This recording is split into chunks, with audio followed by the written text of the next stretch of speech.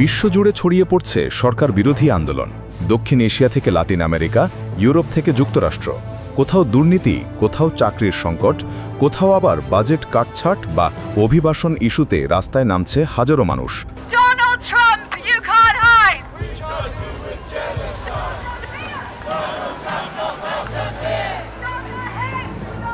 বেশিরভাগ দেশে নেতৃত্ব দিচ্ছেন তরুণরাই। এতে একাধিক দেশে দেখা দিয়েছে রাজনৈতিক সংকট। বিবিসি আরব নিউজ। গত 4 বছর ধরে দক্ষিণ এশিয়ায় নানা ইস্যুতে বিক্ষোভ, আর সেই বিক্ষোভের জেরে সরকার পতনের হাওয়া বইছে। চলতি বছরও নেপালে তরুণ প্রজন্ম জেন জিদের বিক্ষোভে সরকারের পতন হয়েছে। বিক্ষোভে উত্তাল ছিল ফ্রান্স, থাইল্যান্ড, ইন্দোনেশিয়াও। এবার এশিয়া ছাড়িয়ে বিক্ষোভে ফুঁসে উঠেছে লাতিন আমেরিকাও। সরকার বিরোধী বিক্ষোভে অস্থির হয়ে উঠেছে নেদারল্যান্ডস, ফিলিপিন্সও। ফুঁসে উঠেছে পেরুর তরুণরা। এশিয়া ছাড়িয়ে এবার লাতিন আমেরিকার দেশ পেরুতেও হানা দিয়েছে জেন জি ঝড়। সরকারের বিরুদ্ধে ফুঁসে উঠেছে তরুণরা। শনিবার দেশটির রাজধানী লিমায় সরকার বিরোধী শত শত বিক্ষোভকারীর সঙ্গে পুলিশের সংঘর্ষের ঘটনা ঘটেছে।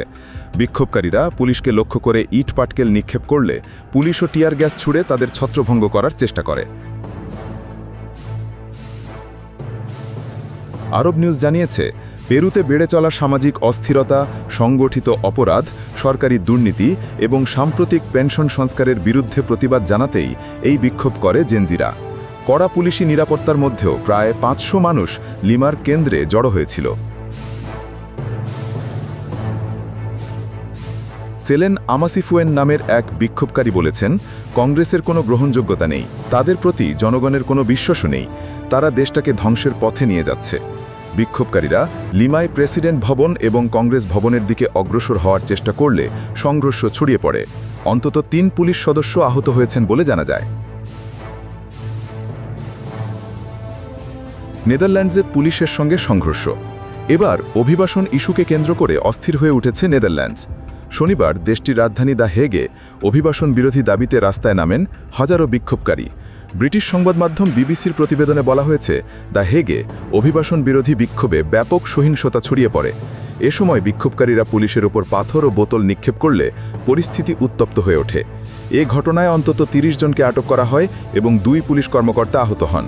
অভিবাসন নীতি কঠোর করার দাবিতে ডানপন্থী কর্মীদের নেতৃত্বে এই বিক্ষোভ আয়োজন করা হয়েছিল।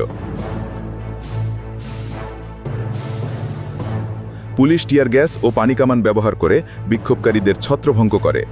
নেদারল্যান্ডসের প্রধানমন্ত্রী ডিক স্কোফ বিক্ষোভে ঘটে যাওয়া সহিংসতার নিন্দা জানিয়ে বলেছেন, নির্লজ্জ সহিংসতার এমন দৃশ্য একেবারেই গ্রহণযোগ্য নয়। ম্যানিলায় জড়ো হয়েছে 13,000-এর বেশি মানুষ।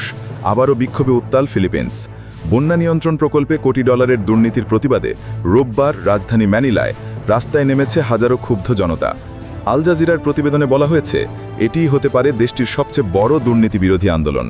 স্থানীয় সংবাদ মাধ্যমগুলোর তথ্যানুযায়ী ফিলিপিন্সের পতাকা ও বিভিন্ন সংবলিত ব্যানার নিয়ে বিক্ষোভ করছেন প্রতিবাদকারীরা। এসব ব্যানারের কোনোটিতে লেখা, আর নয়, যথেষ্ট হয়েছে বাড়াবাড়ি, এবার ওদের কারাগারে পাঠাও। আন্দোলনকারীদের দাবি, অবিলম্বে দুর্নীতির সঙ্গে জড়িতদের শাস্তির আওতায় আনতে হবে। এএফপির তথ্যমতে রোববার পর্যন্ত ম্যানিলার লুনেটা পার্কে প্রায় 13,000 মানুষ জড়ো হয়েছে। আল জাজিরা সাংবাদিক বার্নাবি ল ম্যানিলা থেকে জানিয়েছেন, বিক্ষোভের নেতৃত্বে রয়েছে বিভিন্ন খ্রিস্টান সংগঠন। প্রতিবাদকারীরা বলছেন, প্রেসিডেন্টকে এবার এমন স্থায়ী সংস্কার আনতে হবে যা দুর্নীতির সুযোগকে একেবারেই নির্মূল করবে। 23 বছরের নার্সিং শিক্ষার্থী আলী ভিলাহের মশা এএফপিকে বলেছেন, আমরা বারবার বন্যার পানিতে ডুবে যাচ্ছি। যদি অন্যান্য প্রকল্পের জন্য বাজেট থাকে, তাহলে স্বাস্থ্য খাতের জন্য কেন নেই? সরকারি টাকা চুরি করা নিছক লজ্জার নয়, এটা আমাদের জীবন নিয়ে খেলা। প্রতিবেদনে ঝিনুক রহমান, কণ্ঠে মৃদুল। আপনারা দেখছেন ওয়ার্ল্ড ভিউজ।